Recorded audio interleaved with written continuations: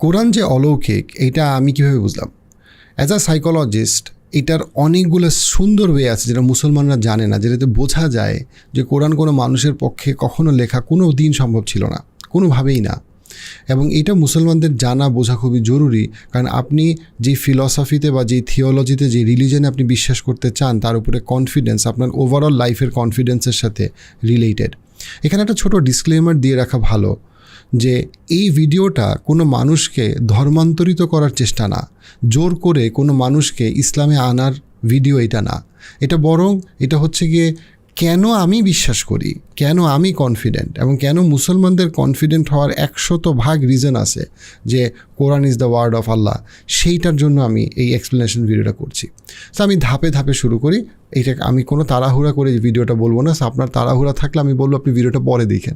So এটা একটা ঠান্ডা মাথায় দেখার, শোনার, চিন্তা করার একটা ভিডিও। সো প্রথমত আমি যেটা বলি সেটা হচ্ছে কি যে কোরআনের যে কম্পোজিশন, সেই কম্পোজিশন কোনোভাবেই কোনো মানুষের পক্ষে বানানো সম্ভব না, কোনো অর্থেই না। কেন সেটা? আমরা যদি আরবি ভাষা ব্যাপারে আমাদের দক্ষতা থাকতো তাহলে আমাদের জন্য সেটা আরও বেশি সহজ হইতো, বাট সেটা ছাড়াও আমাদের পক্ষে সেটা বোঝা সম্ভব। আমি শুধুমাত্র আপনাদেরকে এই এক্সাম্পলটা দিয়ে আমি শুরু করি। প্রথমত হচ্ছে যে আমরা জানি যে কোরআন কীভাবে নাজিল হয়। কোরআন নাজিল হয় বিভিন্ন ঘটনার প্রেক্ষিতে। কেউ আমাদের নবী সাল্লাল্লাহু আলাইহি ওয়াসাল্লামকে একটা প্রশ্ন করছেন, তার উত্তরে একটা আয়াত আসছে, কোনো আয়াত আসছে ঘরে, কোনো আয়াত আসছে পাহাড়ে, কোনো আয়াত আসছে চলার পথে, কোনো আয়াত আসছে যুদ্ধের ময়দানে, বিভিন্ন সময় বিভিন্ন আয়াত আসছে। এই আয়াতগুলোকে পরবর্তীতে যেভাবে আমাদের আল্লাহর নির্দেশ অনুযায়ী রাসূলুল্লাহ সাল্লাল্লাহু আলাইহি ওয়াসাল্লামের দেখানো পথে এটাকে কম্পাইল করা হয়েছে, রাইট? কিন্তু যখন নাজিল হয়েছে এটা কিন্তু বিভিন্ন সময় নাজিল হয়েছে। আচ্ছা, এখন দেখেন একটা ছোট্ট এক্সাম্পল, সেটা হচ্ছে সূরা বাকারা। সূরা বাকারা এবং সূরা আলী ইমরানকে রাসূলুল্লাহ সাল্লাল্লাহু আলাইহি ওয়াসাল্লাম হাদিসে বলেছে এটা কোরআনের পিক। সব কিছু যেমন পিক থাকে, এটা কোরআনের পিক। আচ্ছা, সূরা বাকারাতে কতগুলো আয়াত আছে? সূরা বাকারাতে 286টা আয়াত আছে। আমি জাস্ট দেখাবো যে কনসেপ্টটাকে বলা হয়েছে রিং কম্পোজিশন।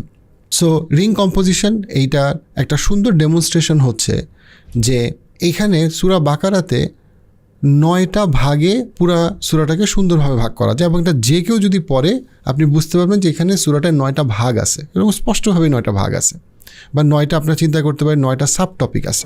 এই যে 9টা টপিক, এই 9টা টপিকের মধ্যে প্রথম টপিকটা কি যখন শুরু হয়েছে সেটা হচ্ছে গিয়ে আলিফ লাম মিম যালিকাল কিতাবু লা রাইবা ফি। এটা হচ্ছে গিয়ে বিশ্বাস, আমাদের যে তাওহীদ এবং বিশ্বাস এবং অবিশ্বাস রিলেটেড, রাইট? এবং এখানে হচ্ছে গিয়ে তাওহীদ আসছে, শিরক আসছে, কুফর আসছে। আবার আমি যদি 9 নাম্বারটা দেখি, সেই 9 নাম্বারটাও হচ্ছে গিয়ে আবার এই একই টপিকের, মানে শুরুটা এবং শেষেরটা একই টপিকের। সেটা কি? সেটা অ্যাগেইন সেটা কী নিয়ে? যেমন আয়াত আসছে একদম লাস্টের দিকে, আমানা রাসূলু বিমা উনজিলা ইলাইহি মির রাব্বিহি ওয়াল মুমিনুন। আবারও হচ্ছে গিয়ে বিশ্বাস নিয়ে, বিশ্বাস, তাওহীদ এবং তাওহীদে বিশ্বাসের বিভিন্ন দিক, সে বিষয়টা এখানে আসছে। আবার 2 নাম্বার যে গ্রুপটা, 2 নাম্বার যে সাব টপিকটা, সেই 2 নাম্বার সাব টপিকটা হচ্ছে গিয়ে সৃষ্টি এবং জ্ঞান নিয়ে। আবার 8 নাম্বার যে টপিকটা সেটাও হচ্ছে সৃষ্টি এবং জ্ঞান নিয়ে। 3 নাম্বার যে টপিকটা, সেই 3 নাম্বার হচ্ছে বিভিন্ন ল, জুরিসপ্রুডেন্স নিয়ে, বিভিন্ন নিয়ম কানুন, সেটা নিয়ে, বিভিন্ন কিভাবে করবা না। আবার আমরা যদি 7 নাম্বারটা দেখি, দেন 7 নাম্বারটা আমরা যেটা দেখব সেটা হচ্ছে গিয়ে লজ, যেটা মুসলমানদেরকে দেওয়া হয়েছে। কিন্তু এখানে একটা সুন্দর পার্থক্য আছে। 3 নাম্বার গ্রুপে যে নিয়মগুলা বা লগুলা দেওয়া হয়েছে, আইনগুলা দেওয়া হয়েছে, সেই আইনগুলা দেওয়া হয়েছে আমাদের পূর্ববর্তী জিউদেরকে, ইসরায়েলদেরকে, বনি ইসরায়েলকে। 7 নাম্বার গ্রুপে দেওয়া হয়েছে কাদেরকে? মুসলিমদেরকে। আচ্ছা, 4 নাম্বার গ্রুপে হচ্ছে গিয়ে কথা বলা হয়েছে কাদেরকে নিয়ে? ইব্রাহিম আলাইহিস সালামকে যে বিভিন্ন পরীক্ষা দেওয়া হয়েছে সেই পরীক্ষার ব্যাপারে। আর 6 নাম্বার গ্রুপে কী নিয়ে কথা বলা হয়েছে? সেটা হচ্ছে মুসলমানদেরকে যে বিভিন্ন সময় পরীক্ষা করা হবে সেই পরীক্ষার ব্যাপারে। 4 নাম্বার গ্রুপে ইব্রাহিম আলাইহিস সালামের পরীক্ষা নিয়ে কথা বলা হচ্ছে, আর 6 নাম্বার গ্রুপে মুসলমানদেরকে যে পরীক্ষা করা হবে সেই পরীক্ষার ব্যাপারে কথা বলা হচ্ছে। খেয়াল করেন, অর্থাৎ এখন পর্যন্ত যদি 2 ভাগে ভাগ করেন, একটা ভাগে মৌলিকভাবে আলোচনা করা হইতেছে হচ্ছে গিয়ে পূর্ববর্তী জাতিদের কাছে আল্লাহর যে কিতাব আসছে এবং সেই কিতাবের বিভিন্ন বিষয়গুলা, এবং সূরার পরবর্তী অংশে 6, 7, 8-এ আসছে মুসলমানদের পরীক্ষা, মুসলমানদেরকে যে বিভিন্ন লজ দেওয়া হয়েছে, অর্থাৎ এখানে ক্লিয়ারলি দুইটা ভাগে ভাগ করা হইলো। 5 নাম্বার এক্স্যাক্টলি মাঝখানে যেটা আছে সেটা হচ্ছে গিয়ে কি, সেটা হচ্ছে 143 নাম্বার আয়াত। আপনি যদি 286কে 286কে 2 দিয়ে ভাগ করেন, আপনি এক্স্যাক্টলি 143 নাম্বার আয়াত পাবেন। যে আয়াতের শুরুতেই যেটা বলা হয়েছে সেটা হচ্ছে গিয়ে তোমাদেরকে মধ্যবর্তী ব্যালেন্স নেশন হিসেবে তোমাদেরকে তৈরি করা হয়েছে। এক্স্যাক্টলি 143 নাম্বার আয়াতে ব্যালেন্স নেশন হিসেবে তৈরি করা হয়েছে। এবং এটা আরও ইন্টারেস্টিং এই কারণে যে এই আয়াতটা যখন নাজিল হয়, এটার একটা কনটেক্সটের একটা জায়গা হচ্ছে যে আমরা যারা হজ অথবা উমরা করতে যাই, আমরা জানি একটা মসজিদ আছে 2 কিবলার মসজিদ, যেখানে 2টা কিবলা আছে। একটা কিবলা কোন দিকে? একটা কিবলা হচ্ছে ওই দিকে যেই দিকে এখন বর্তমানে আমাদের বাইতুল আকসা। আরেকটা কিবলা কোন দিকে? আরেকটা কিবলা হচ্ছে মক্কার দিকে। অর্থাৎ ওই মসজিদে নামাজ পড়ার সময় আল্লাহর পক্ষ থেকে আয়াত আসে কিবলা পরিবর্তনের মিনিং মুসলমানরা এই আয়াত আসার আগে, আয়াত আসার আগে তাদের কিবলা ছিল হচ্ছে গিয়ে বাইতুল আকসা, এবং যখন আয়াত আসে তারা নামাজের মধ্যেই তারা তাদের অবস্থান পরিবর্তন করে মক্কার দিকে তারা বেসিক্যালি নামাজ পড়া শুরু করে। এই যে একটা হিস্টোরিক গুরুত্বপূর্ণ ঐতিহাসিক ঘটনা, এই ঘটনাটা যে আয়াতে আসছে সেটা হচ্ছে এক্স্যাক্টলি মাঝখানে। এবং খেয়াল করেন তার জাস্ট আগের অংশটাই হচ্ছে ইব্রাহিম আলাইহিস সালামের পরীক্ষা, তার পরেরটাই হচ্ছে মুসলমানদের উপর, মানে মুসলমানদের জন্য যে পরীক্ষাগুলা আল্লাহর পক্ষ থেকে আসবে এবং সেই মুসলমানরা কিভাবে ধৈর্যের মাধ্যমে সেই পরীক্ষাগুলো পাস করতে পারে সেই ব্যাপারে। এই যে কম্পোজিশন কোনোভাবেই মানুষের পক্ষে করতে পারা কোনো দিনও সম্ভব না। কেন? কারণটা হচ্ছে এই এন্টায়ার সূরাটা অনেক বছর ধরে, 10 বছরের বেশি সময় ধরে নাজিল হয়েছে, এবং এটা যখন আসছে সাথে সাথে কিন্তু এটা একটা ওরাল ট্রেডিশন হিসেবে ছিল। মানুষ যখন বই লেখে তখন মানুষজন লাইন বাই লাইন গুছায় লেখে, তারপরে আবার এটাকে কাটাছেঁড়া করে। তারপরেও কেউ এই কম্পোজিশন আনতে পারে নাই এখন পর্যন্ত। সেইখানে রাসূলুল্লাহ সাল্লাল্লাহু আলাইহি ওয়াসাল্লাম যিনি লিখতে অথবা পড়তে সরাসরি জানতেন না, সেইখানে ওনার পক্ষে একটা ওরাল ট্রেডিশন, যেই ট্রেডিশনটা উনি মারা যাওয়ার পরে পুরাপুরি একসাথে করা হয়েছে, এবং তার মধ্যে এই বিন্যাসকে নিয়ে আসা, এটা কোনোভাবেই সম্ভব না আপনি যদি ঠান্ডা মাথায় চিন্তা করেন। এবং যেই কারণে কোরআন নাজিল হওয়ার পরে এত বছর পার হয়ে গেছে, 1400 বছর পার হয়ে গেছে, কেউ কোরআনের মতো একটা বই ইংলিশ, বাংলা, হিন্দি কোনো ভাষায় প্রডিউস করে সরাসরিভাবে চ্যালেঞ্জ করার চেষ্টাও করে নাই যে হ্যাঁ আমি এই বইটা বানাইলাম, এই বইটা হচ্ছে গিয়ে কোরআনের মতো একটা বই। কারণ কারো পক্ষে এই কম্পোজিশন আনা সম্ভব না। তার মধ্যে আবার এই কম্পোজিশন যে আনছে, যদি আমি ধরেই নেই যে আমাদের নবী এই বইটা লিখছেন, যেটা উনি অবশ্যই লেখে নাই, কিন্তু তখন আসবে যে উনি তো লেখেও নাই, ওনার পক্ষে তো লেখাও সম্ভব ছিল না। এবং যখন উনি একটা আয়াত বলে ফেলছে, তার পক্ষে কিন্তু ওই আয়াতটা আবার ফেরত নেওয়া সম্ভব না। সে তো মুখে বলে ফেলছে, এমন কিন্তু না যে কোনো একটা ইনসিডেন্ট হয়েছে যেখানে উনি একটা আয়াত বলছে, পরের দিন বলছে না আগের দিন আয়াতটা ভুল বলছে, আমি নতুন একটা আয়াত আনবো না। যে আয়াতটা বলা হয়ে গেছে সেই আয়াতটা বলা হয়ে গেছে, অর্থাৎ এখানে কাটা ছেঁড়ার কোনো সুযোগ নাই। এবং একটা আয়াত নাজিল হয়েছে 5 বছর আগে, আরেকটা আয়াত নাজিল হয়েছে 5 বছর পরে, এবং এইগুলাকে একসাথে করে এই কম্পোজিশনটাকে নিয়ে আসা 286টা আয়াত যেখানে আছে, এটা কোনোভাবেই সম্ভব না। তার মধ্যে আবার যেখানে এইভাবে হিস্টোরিক যে ঘটনাগুলো, সেই ঘটনাগুলোকে এক্স্যাক্টলি ওই আয়াতের ওই পিন পয়েন্টে নিয়ে আসা, এটা কোনোভাবেই কোনো মানুষ কোনোদিন চেষ্টাও করবে না, পারা তো দূরের কথা। আমরা যদি তারপরে আরেকটু সামনে গিয়ে আয়াতুল কুরসির দিকে তাকাই, আমরা দেখব একটা তো হচ্ছে সূরা বাকারা, আবার সূরা বাকারার মধ্যে শ্রেষ্ঠ আয়াত যে আয়াতুল কুরসি, সেই আয়াতুল কুরসির মধ্যেও আমরা অসাধারণ কম্পোজিশন দেখতে পাই। আবার এই যে রিং কম্পোজিশন, এই রিং কম্পোজিশনটা আমরা আরও ভাগের মধ্যে আমরা দেখতে পাই। যেমন আমরা আয়াতুল কুরসিতে যাওয়ার আগে ওভারঅল সূরাটার মধ্যে আমরা একটা রিং কম্পোজিশন আমরা দেখতে পাচ্ছি, বিন্যাস দেখতে পাচ্ছি।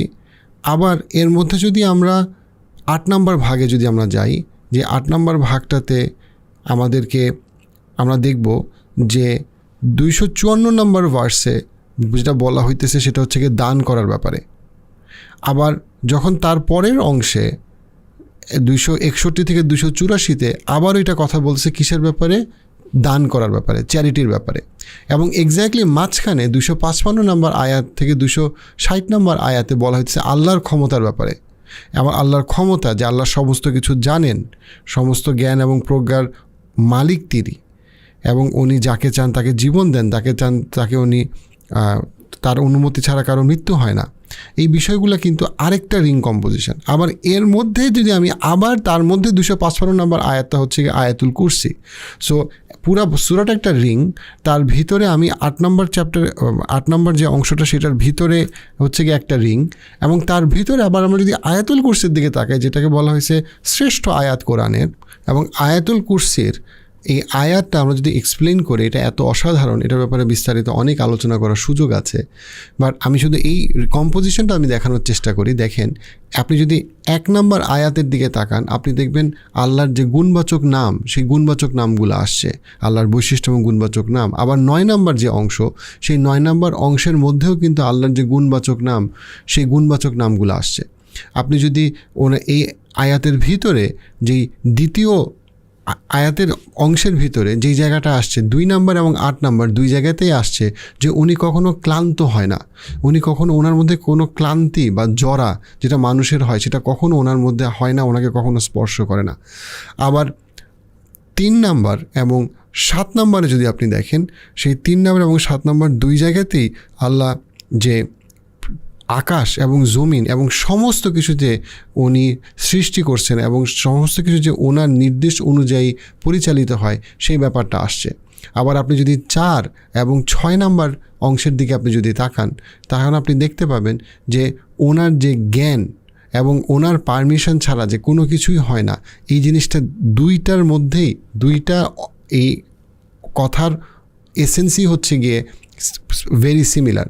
এবং 5 নম্বর যেটা হচ্ছে একেবারে আয়াতুল কুরসির মিডল, সেই আয়াতুল কুরসির মিডলটা হচ্ছে গিয়ে উনি সব কিছু জানেন যেটা অতীত, এবং উনি সব কিছু জানেন যেটা ভবিষ্যৎ। অর্থাৎ উনি অতীত, বর্তমান এবং ভবিষ্যৎ সব কিছু উনিকে নিয়ন্ত্রণ করেন। এবং আবার দেখেন, আপনি যদি 4 এবং 6, 3 এবং 7 আপনি যদি মিলানোর চেষ্টা করেন, আপনি দেখবেন যে ক্লিয়ারলি এখানে একটা কম্পোজিশন আছে। এই যে সূরা বাকারার একটা 286টা আয়াত, তার মধ্যে আবার একটা যে অংশ, সেই অংশের মধ্যে একটা কম্পোজিশন, সেই কম্পোজিশনের মধ্যে একটা আয়াত হচ্ছে আয়াতুল কুরসি। সেই আয়াতুল কুরসির ভিতরে আবার এই রকম কম্পোজিশন, এই জিনিস এবং পুরা কনসিস্টেন্সিটাকে মেনটেন করা, ধরে রাখা, এবং এই বিশ্বাসে যেই ধরে রাখাটার কিন্তু আপনি যদি চিন্তা করেন, এটা যে ধরে রাখতেই হবে এমন কিন্তু কোনো কথা নাই। একটা মানুষ যখন বই লেখে তখন সে কিন্তু এই লেভেলের স্ট্রাকচার মেনটেন করার চেষ্টাও করে না, সে শুধু হয়তো বা এই বইটাকে অর্থবহ করার চেষ্টা করে। আল্লাহ আজ্জা ওয়া জাল এই বইটাকে এত সুন্দর ব্যালেন্সড করছেন, আবার এত সুন্দর বৈশিষ্ট্য দিছেন, সৌন্দর্য দিছেন, গভীরতা দিছেন, যে গভীরতা দিয়ে আমরা বুঝতে পারি যে এটা আল্লাহ ছাড়া কারো পক্ষে লেখা কখনো সম্ভব না। অন টপ অফ দ্যাট, আপনি যখন চিন্তা করেন যে এই বইটা আসলে লেখা হয় নাই, এই বইটা বলা হয়েছে, অনেক মানুষ এই বইটাকে শুনছে, তার অনেক পরে গিয়ে এই বইটাকে কম্পাইল করছে, এবং কম্পাইল করার পরে এই বইটার মধ্যে কোনো পরিবর্তন আসে নাই। বইটার মধ্যে যে কোনো পরিবর্তন আসে না, এটা আপনি কীভাবে বুঝবেন? পরিবর্তন আসবে না, এটা আপনি এখন এই 1400 বছর পরেও আপনি লিটমাস টেস্ট করতে পারেন। দেখেন, পৃথিবীর সমস্ত বইকে যদি আপনি কোনো মহাসমুদ্রে পুরায় ফেলেন, সবচেয়ে তাড়াতাড়ি যেই প্রপার একটা বই বের করা আবার লিখে নিয়ে আসা সম্ভব, সেটা হচ্ছে কোরআন। এবং এটা শুধু প্রত্যেকটা মহাদেশে এটা বের করা সম্ভব।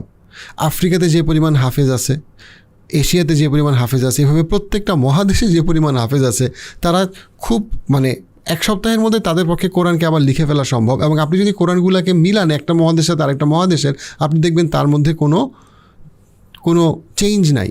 আপনি যখন তারাবি দেখেন, পৃথিবীর বিভিন্ন মসজিদের তারাবি আপনি এখন দেখতে পারেন, আপনি দেখেন কারো আয়াতের সাথে কারো আয়াতের কোনো পার্থক্য নাই।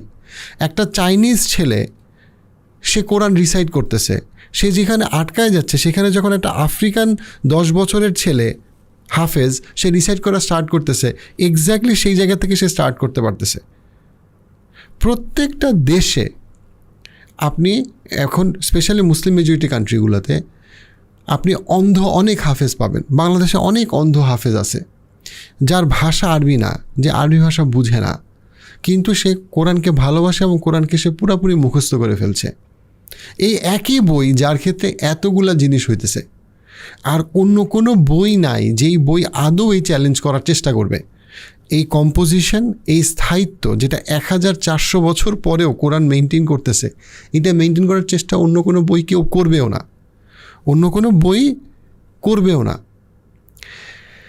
আরও যেটা আমি যদি বলি সেটা হচ্ছে গিয়ে যে কোরআনের আরও অসম্ভব যেই সত্য বিষয়গুলো আছে সেটা হচ্ছে যে দেখেন, আপনি যখন একটা ব্লক বানান অথবা একটা বিল্ডিং বানান, আপনি সবসময় শুরুটা শুরুতে, পরেরটা পরে, আপনি একটা প্রজেক্ট ম্যানেজমেন্ট, আপনি টোটাল একটা প্ল্যান করেন। আপনি কিন্তু যে কোনো জিনিস যে কোনো সময় দিবেন না। একটা বিল্ডিং আপনি বানাচ্ছেন, ধরেন আগে আপনি কিন্তু জানালা লাগাবেন না, আগে আপনি পাইলিং দিবেন। সো এটা প্রত্যেক একটা স্টেপ আছে, একটা স্টেজ আছে। কিন্তু কোরআন কিন্তু এভাবে নাজিল হয় নাই। কোরআন নাজিল হয়েছে বিভিন্ন অবস্থার প্রেক্ষিতে, এবং দীর্ঘ 30 বছর ধরে কোরআন নাজিল হয়েছে বিভিন্ন অবস্থা। পরে এটাকে একসাথে কম্পাইল করা হয়েছে। এই যে একসাথে কম্পাইল করার পরেও কোনো আয়াতের পরিবর্তন না করে, এটার মধ্যে যে কোনো রকম কোনো বিচ্যুতি নাই, এটার মধ্যে যে কোনো ভুল নাই, এবং এটার মধ্যে যে এই বিন্যাসের কোনো ভাঙন নাই, এই জিনিস কেউ কোনো দিন মানুষের পক্ষে এই জিনিস মানুষ চেষ্টাও করবে না, এবং চেষ্টা করলে অবশ্যই সে পারবে না। যেই জন্য আমরা অন্য কোনো লিটারেরি ওয়ার্কে এই লেভেল অফ এক্সিলেন্স আমরা ধারে কাছেও তার দেখি না। কোরআনের আরও যদি আমি একটু সামনে আগাই, যেন আমরা যেটা দেখতে পারবো সেটা হচ্ছে কোরআন অনেক কিছু বলছে যেইটা যদি আমি ধরে নিই কোনো মানুষ 1400 বছর আগে এই কথাটা বলছে, দেন এটা কোনোভাবেই কখনো মেক সেন্স করে না। আপনি যদি সূরা রুমের দিকে তাকান, আপনি দেখবেন এমন একটা প্রেডিকশন কোরআন প্রথম 5 আয়াতে করছে, এমন একটা কনটেক্সটে যেটা অবিশ্বাস্য এবং অসম্ভব, কিন্তু এই অসম্ভবই সম্ভব হয়েছে। কোরআন বলছে এটা হবে, এবং এক্স্যাক্টলি সেটা হয়েছে। এবং এটা এতই অস্বাভাবিক ছিল, আপনি যখন ওই সময়ের কন্টেক্সট আপনি যখন কম্পেয়ার করেন, যে আমি যদি এখন হঠাৎ করে বলি যে মাদাগাস্কার অথবা ভুটান সে রাশিয়াকে হারাই দিবে, এটা যেমন একটা খুব মানে অদ্ভুত একটা ব্যাপার, অদ্ভুত একটা প্রেডিকশন হবে যেটা সত্য হওয়ার সম্ভাবনা অত্যন্ত কম। সেইভাবে একইভাবে সূরা রুমের যে প্রেডিকশনটা সত্যি হয়েছে অবশ্যই, বাট সেই প্রেডিকশনটা ইটসেলফ করাটা খুব অদ্ভুত ছিল। রাসূলুল্লাহ সাল্লাল্লাহু আলাইহি ওয়াসাল্লামের একটা প্রেডিকশন, অনেক প্রেডিকশনের মধ্যে যেখানে বলছেন কিয়ামতের আগের যে লক্ষণগুলো, আমাদের একটা লক্ষণ হচ্ছে যে আরবরা উঁচু উঁচু দালান বানানোর প্রতিযোগিতা করবে। উনি পার্টিকুলারলি বলছেন ওই আরবদের কথা, যেই আরবরা কিন্তু সিটি আরব না, শহরে থাকে না, তারা শহরের বাইরে থাকে। উনি বেদুইন আরবদের কথা বলছে, যে আরবরা শহর কেন্দ্রিক না। ওই আরবদের কখনো অর্থ সম্পদ ছিল না, ওরা যাযাবরের মতো জীবনযাপন করত, এবং ওরা অনেক কম শিক্ষিত ছিল 1400 বছর আগে। ওই সময়ে বসে কারো এই প্রেডিকশন করা, কেউ নর্মালি কেউ এই ধরনের প্রেডিকশন করতেই যাবে না যদি সে বানায় কথা বলার তার কোনো ইন্টেনশন থাকে, কারণ এটা একটা খুবই রিস্কি প্রেডিকশান। এটা মেক সেন্স করে না সাইকোলজিক্যালি, যে কেউ যদি প্রেডিক্ট করে সে এত রিস্কি প্রেডিকশন কেন করবে। ইভেন আমাদের নবী সাল্লাল্লাহু আলাইহি ওয়াসাল্লাম মারা যাওয়ার 600 বছরও পরেও কিন্তু ওই যে বেদুইন আরব, সে বেদুইন আরবদের কোনো টাকা পয়সা, খুব বেশি শিক্ষা ছিল না, তাদের কোনো অবস্থানই ছিল না পুরো পৃথিবীতে। আমরা এখন 1400 বছর আগে, 1400 বছর পরে কোরআন নাজিল হওয়ার যখন আমরা পৃথিবীর দিকে তাকাই, তখন আমরা দেখব যে এখন সেই বেদুইন আরবদের যে উঁচু উঁচু দালান বানানোর প্রতিযোগিতা, সেটা এমনভাবে অক্ষরে অক্ষরে মিলে গেছে যেটাকে আপনি কোনোভাবেই ডিনাই করতে পারেন। আপনি যেটা পৃথিবী আপনার চোখের সামনে আপনি দেখতেছেন, আপনার চোখের সামনে আপনি দেখতেছেন। এরকম অনেকগুলা জিনিস যেটা আমরা রাসূলুল্লাহ সাল্লাল্লাহু আলাইহি ওয়াসাল্লামের লাইফস্টাইলে দেখি এবং তার প্র্যাকটিসে দেখছি, আমার সিভিলাইজেশনে দেখছি, যেটা কোনোভাবেই একটা বই কোরআন তার পক্ষে করা সম্ভব হইতো না যদি না সেটা আসলে আল্লাহর পক্ষ থেকে আসতো। আরেকটা এখানে খুবই গুরুত্বপূর্ণ বিষয় যেটা, সেটা হচ্ছে গিয়ে যে আমরা যদি গত 1000 বছরের ইতিহাস দেখি, আমরা যেই দিক থেকে ইতিহাসটাকে দেখি না কেন, আমরা দেখব এই পুরা ইতিহাসটা মুসলমানরা নানা দিক থেকে সবচেয়ে বেশি পরিমাণে প্রভাব বিস্তার করছে। সোশ্যাল, ইকোনমিক, এডুকেশন, স্পেশালি আপনার প্রথম 700 বছর গত 1000 বছরে। এবং এই জায়গাটায় মুসলমানদের মধ্যে কখনোই কোনো দ্বিমত ছিল না যে তাদের সোর্স অফ নলেজ ছিল কোরআন। হ্যাঁ, মুসলমানরা অনেক গ্রুপে ভাগ হয়েছে, কিন্তু for the vast majority of the Muslim তাদের মধ্যে কোনো দ্বিমতই ব্যাপারে কখনো আসে নাই যে কোরআন হচ্ছে তাদের সবচেয়ে রেসপেক্টেড এবং সবচেয়ে Quran as a book, as a authority সবচেয়ে হাইয়েস্ট। আপনি যদি দেখেন যে মুসলমান যে কোরআন যে কোরআন কি সাইন্টিফিক না, এই ব্যাপারে একটা জিনিস না বললেই না, যে দেখেন সায়েন্স দিয়ে কোরআনকে মাপাটা কোরআনকে অসম্মান করার মতো। এই কারণে যে সায়েন্স পরিবর্তন হয়, দিনের শেষে সায়েন্স মানুষের জ্ঞান, মানুষের এন্ডেভার। সায়েন্স করা মানে মানুষের কৌতূহল, কিউরিয়াসিটি, রিসার্চ, অবজারভেশন, এটাকে অবশ্যই ইসলাম কোরআন এনকারেজ করে।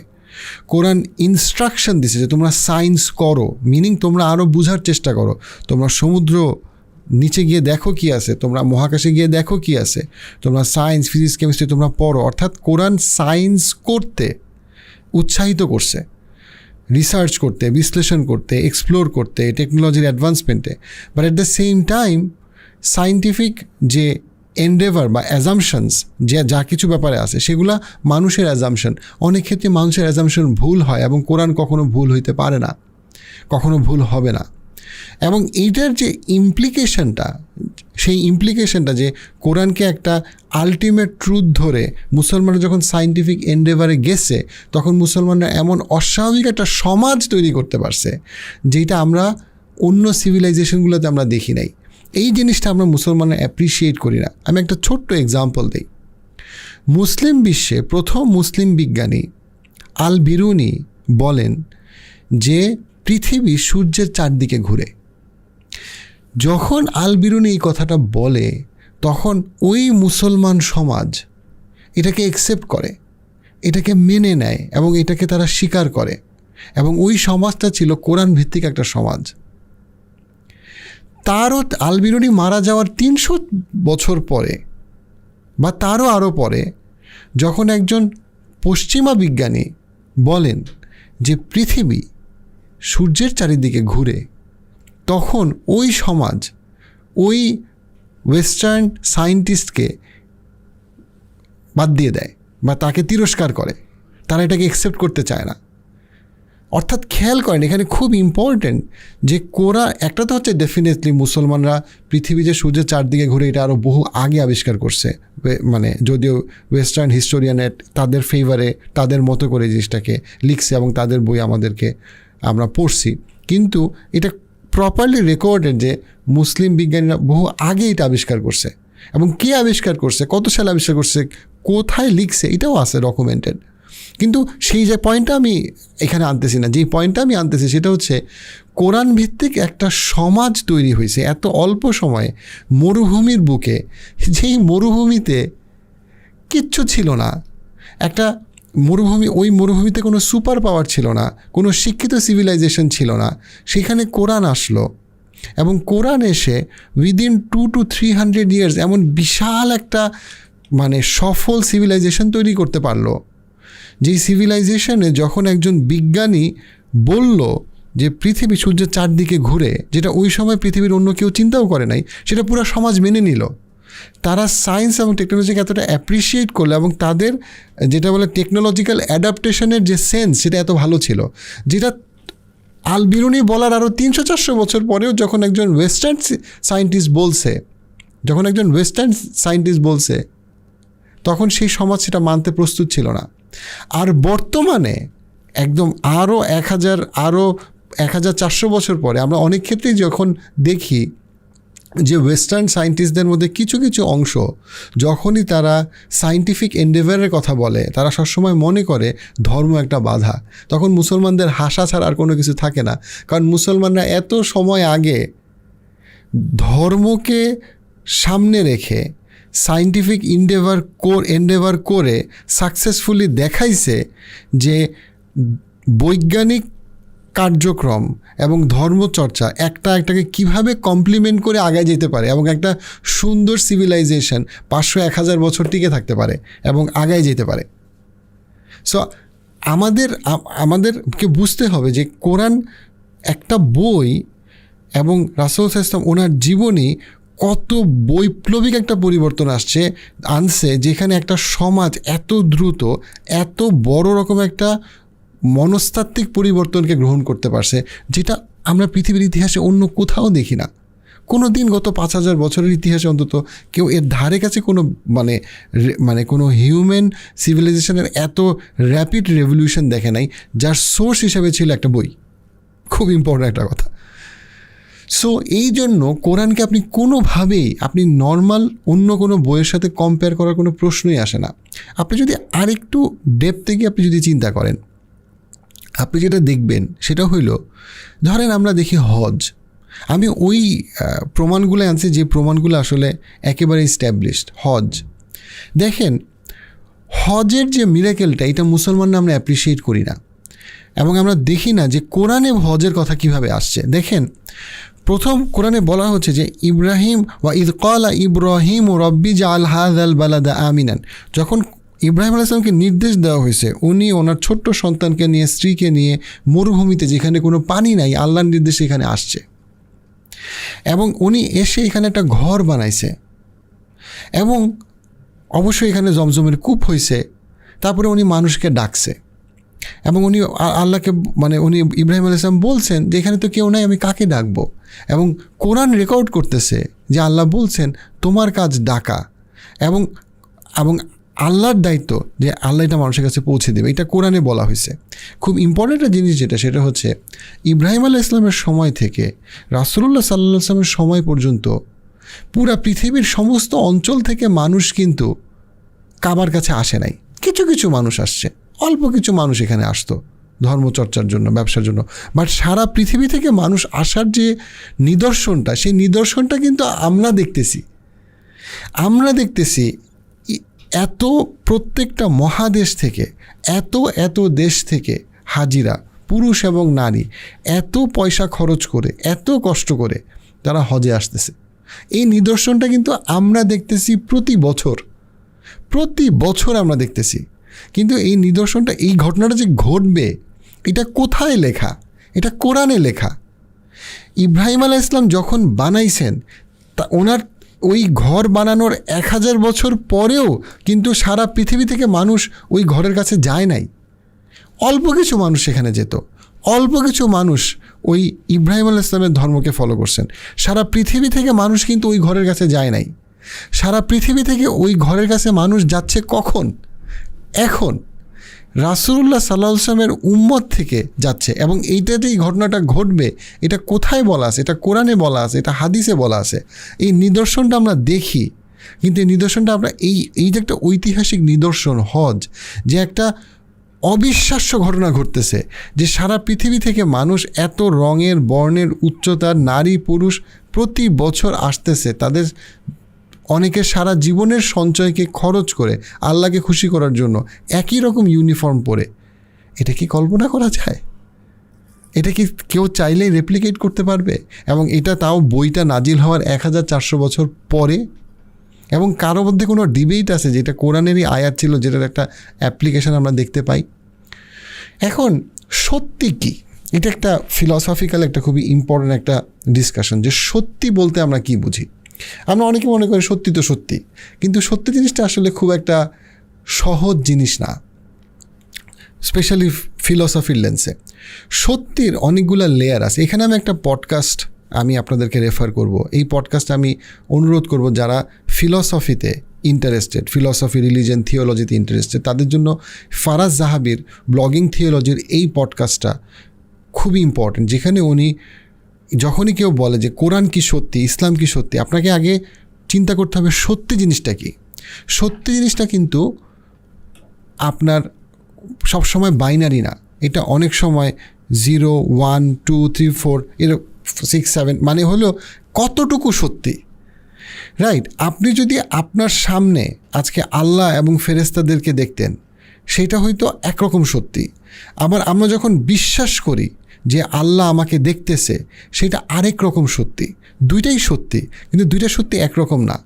আমি কিয়ামতের দিন যেই সত্যকে আমি অনুভব করব আর আমি পৃথিবীতে যেই সত্যকে আমি বিশ্বাস করি, দুইটা এক জিনিস না। এটা কোরআনেও আছে। এবং কিন্তু আমরা কেন বিশ্বাস করি? কারণ আমরা বিশ্বাস করি, আমরা এটা অনুভব করতে পারি। যেমন ধরেন, এটা উদাহরণ ফারাজ জাহাবির এই পডকাস্টটা আমি রেকমেন্ড করে গেলাম। আমরা দিনের শেষে আমরা আল্লাহকে বিশ্বাস করি এবং আমাদেরকে ঈমান আনতে বলা হয়েছে। আমরা আল্লাহকে দেখি নাই, আমরা মৃত্যুর পরের জীবন দেখি নাই, কিন্তু আমরা বিশ্বাস করি।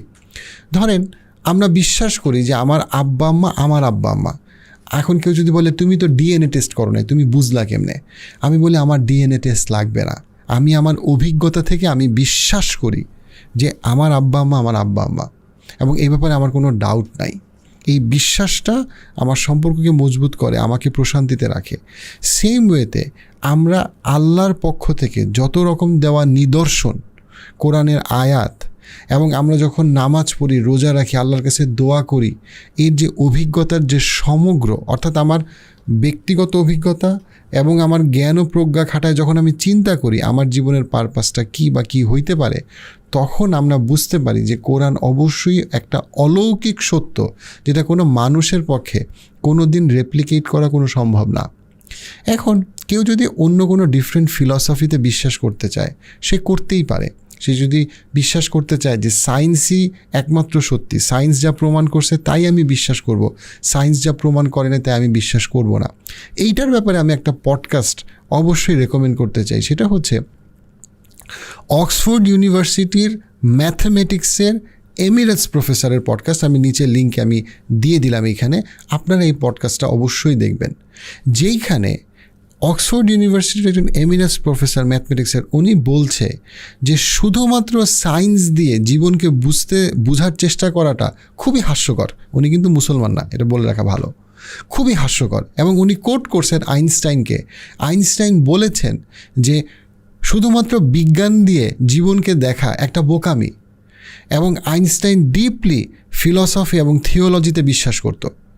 উনি এই পডকাস্টে এক্সপ্লেইন করছেন যে কেন শুধুমাত্র বিজ্ঞান দিয়ে জীবনকে দেখতে গেলে জীবনে আরও বৈষম্য এবং কেওয়াস সৃষ্টি হবে, এবং এটা কোনো হেলদি উপায় না। এবং পৃথিবীর ইতিহাসের বেশিরভাগ সায়েন্টিস্ট এই চেষ্টা করে নাই। অল্প কিছু সায়েন্টিস্ট যারা এই চেষ্টাটা করতেছে তারা ভুল করতেছে। এটা ওনার কথা, এটা ওনার কথা, এবং ওনার পুরো পডকাস্টটা আমি দিয়ে গেলাম। সো দ্যাট, কারণ আমাদের সময় হয়েছে কি, অনেকের একটা ধারণা হইল সমস্ত ম্যাথমেটিশিয়ানরা, ফিজিশিয়ানরা, জ্ঞানী লোকরা আসলে সবাই নাস্তিক, সবাই আসলে ধর্ম নিয়ে হাসাহাসি করে। কিন্তু এটা আসলে কমপ্লিটলি ভুল। বরং অনেক ক্ষেত্রে মিডিয়া শুধুমাত্র ওই সায়েন্টিস্টদের পিছে পিছে ঘুরে, যে সায়েন্টিস্টরা নাস্তিক অথবা অ্যাগনস্টিক। যেই সায়েন্টিস্ট অথবা ম্যাথমেটিশিয়ান অথবা ফিজিশিয়ানরা ডিপলি ইসলামে অথবা খ্রিশ্চিয়ানিতে অথবা আপনার স্পিরিচুয়ালিতে বিশ্বাস করে, তাদেরকে অনেক ক্ষেত্রে মিডিয়াতে একটু দূরে রাখা হয় ফর হোয়াট এভার রিজন। কিন্তু আমাদের মুসলমানদের তো চোখ কান খোলা রাখতে হবে, আমাদের জ্ঞান এবং প্রজ্ঞাকে বাড়াইতে হবে, এবং আমাদেরকে বুঝতে হবে যে আমি যদি একটা কনফিউশিয়াসের স্টেটমেন্ট বিশ্বাস করতে কমফোর্টেবল হই, আমি যদি একটা সক্রেটিসের স্টেটমেন্টকে বিশ্বাস করতে এত কমফোর্টেবল হই, তাহলে উনি আসলে কতটুকু জেনে কথাটা বলছে। তাহলে আমি কেন আল্লাহর কথাকে বিশ্বাস করব না? আমি কেন আল্লাহর একটা আয়াতকে আমি মনে করব যে দূরও, এগুলো তো ধর্মের কথা, এগুলো দিয়ে কী হবে? আর আমি যখন একটা প্লেটোর স্টেটমেন্ট শুনি, তখন আমার কাছে মনে ওরে বাবা, খুব জ্ঞানী মানুষ।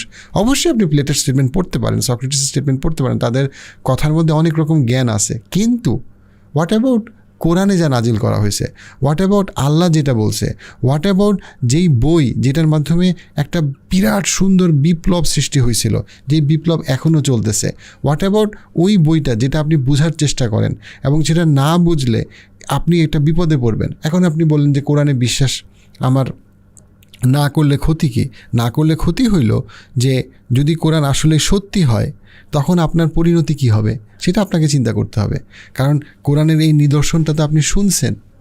এবং আমাদের মুসলমানদের একটা প্রবলেম হইলো, আমরা জীবনে বহু বই পড়ছি, বহু বই পড়ার সময় আমাদের আছে, কিন্তু কখনো কোরআন পড়ার, কোরআন বোঝার, কোরআন চর্চা করার সময় আমরা পাই না। অথচ এই বইটা আমাদের জীবনে এত গুরুত্বপূর্ণ।